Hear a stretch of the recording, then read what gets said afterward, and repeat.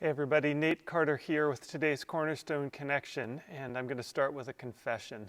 At the age of 12, when I was at summer boys camp, I lied about one of the merit badges that I got.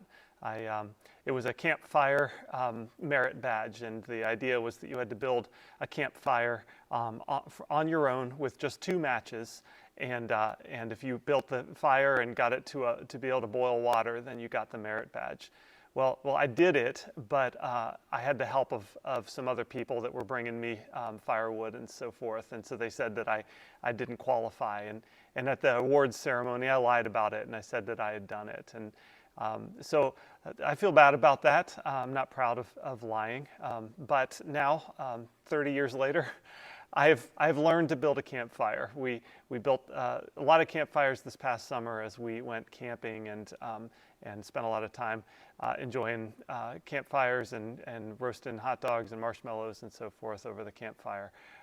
And the thing about a campfire is that you start with a flame, and so whether it's a lighter or a match, you light the kindling, and then, but that's not the end of it, right? I mean, you have to build that into something bigger than that initial flame, that initial kindling, if it's ever going to be any use to you, if you're ever going to be able to cook over it or enjoy its warmth, or if it's going to last any period of time.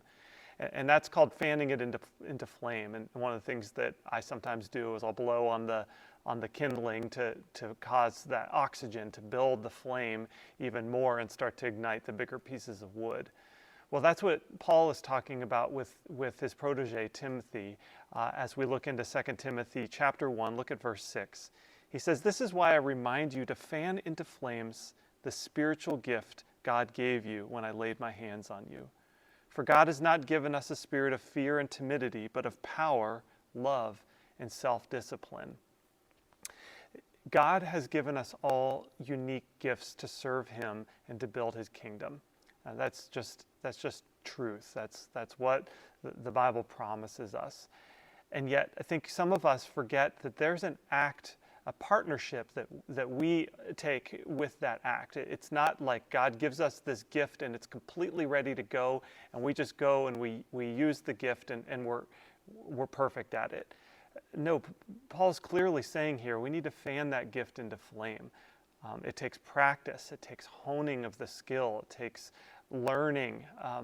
And over the course of time, we take that spark or that initial kindling and that small flame, and we fan it into a flame that can then have an impact on our environment, on the people around us. So that's what Paul is telling Timothy to do, and what he tells us to do as well. God's given you a gift. It's yours to steward. But part of stewardship, part of stewarding that gift, is honing it so that it's useful, practicing it, learning to get better at it. So as we come to a close here, I'm going to invite you, as this video or audio, however you're receiving it, as it ends, I'd like you to take a few minutes. I did this just the other day.